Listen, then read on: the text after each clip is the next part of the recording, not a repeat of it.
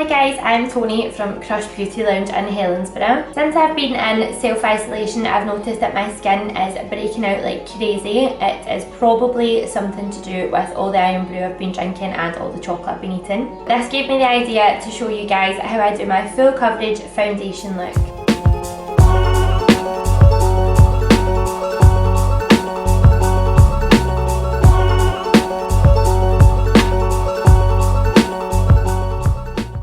So to start off with, I've already done my skincare today. I've just washed my face and used a toner and a moisturiser. So the first step in getting a nice full coverage base is to use a good foundation. The foundation I like to use on myself and my clients for a full coverage base is the Maybelline Superstay foundation, which is this one here. It's a nice full coverage foundation. It's got a really long wear time and they do a really great shade range as well. So I start with 2 pumps of the foundation on the back of my hand and I apply that using a brush. I like to use quite a dense brush. This one's from Real Techniques and this is my favourite brush. So I like to apply my foundation starting in the centre of the face and working my way outwards. I use a mixture of stippling and buffing motions just to make sure I get a nice full coverage and an even coat over the face.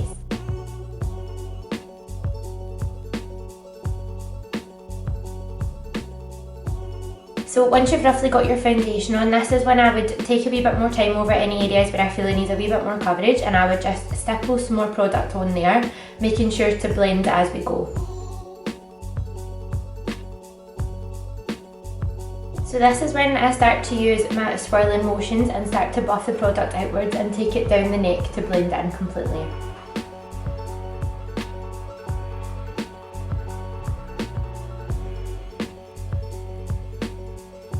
Once you've got that first layer of foundation on, this is when I take my concealer to work on adding more coverage where we need it. I like to use the Maybelline Fit Me concealer on myself and my clients because they do have such a wide shade range and it's a really good coverage concealer. So I like to add a wee bit more coverage around my mouth and underneath my eyes and in between my eyebrows.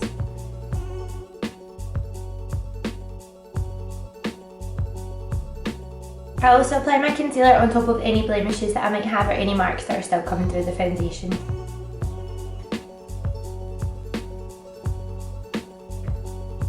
So I start to blend that into the foundation, first of all using my foundation brush just to get a nice blend in there.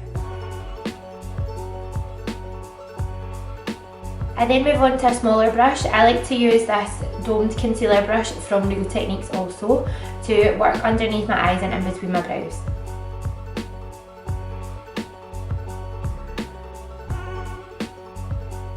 I then just swap back and forward between my foundation brush and my concealer brush just to make sure everything's blended and I'm completely happy with it.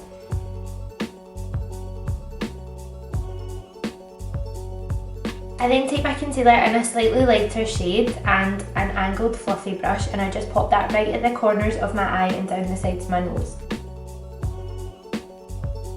This helps to brighten up the under eye and just give us even more coverage under there.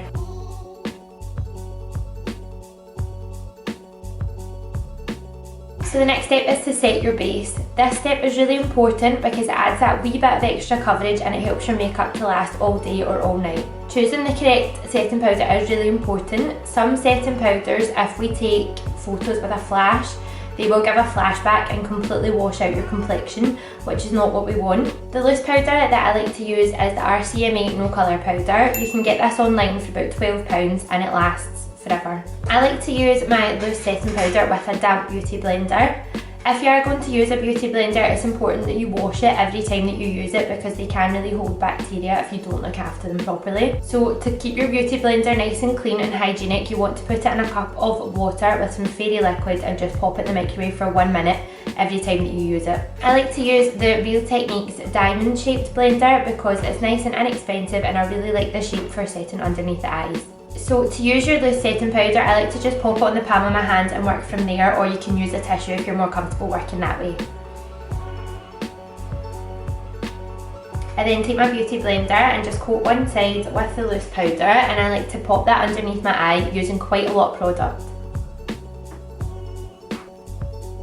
So you want it to look like it's just sitting on the skin and we'll leave that there for a few minutes before we take it off. Once I've applied a nice amount of powder to underneath my eyes, I like to then use the excess and work around the rest of the face. I like to concentrate mainly around my mouth and my forehead, as that's where I tend to get oily or I'll lose a wee bit of coverage on my foundation.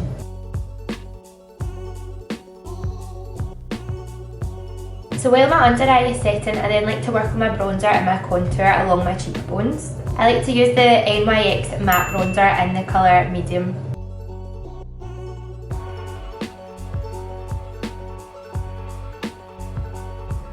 I then go on with my contour powder, which is the MAC blush in the shade Swiss Chocolate.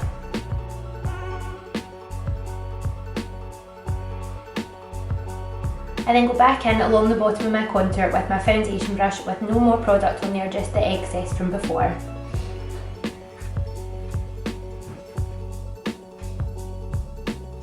Working in layers like this means that we slowly build up the coverage on the face without just caking loads of foundation on at the start. I then go in with my blush, which is MAC in the shade Melba, on a big fluffy brush just on the apples of the cheeks.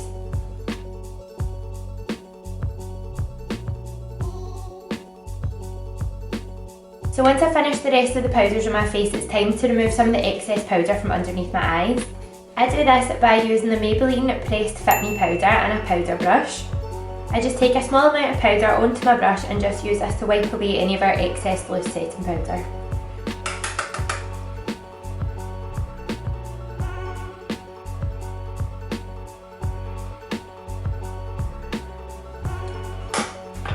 As you can see, this gives us a nice smooth and bright under eye. This is when I would go in with my highlight. Today I've used the Primark Bronze palette. When you're applying highlight, you want to avoid any areas of the skin where you've got any texture or any blemishes that you don't want to draw any attention to.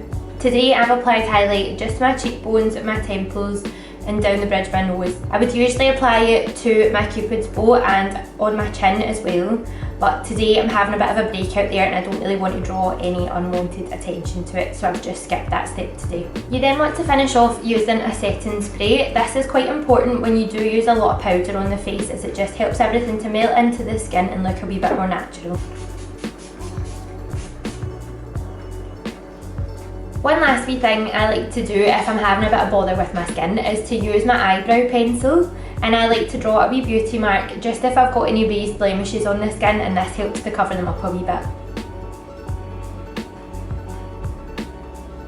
So once you've drawn it on, just take your foundation brush and tap back over the area just to make it look like there's a wee bit of makeup over it, and this will make it look more natural. This wee trick might not be for everyone, but I do it almost every day.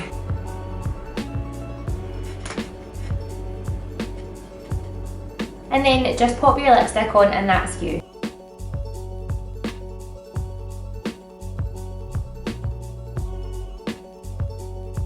So this is the finished makeup look. It's perfect for glam nights out, weddings, days out, or just sitting in the house watching Harry Potter.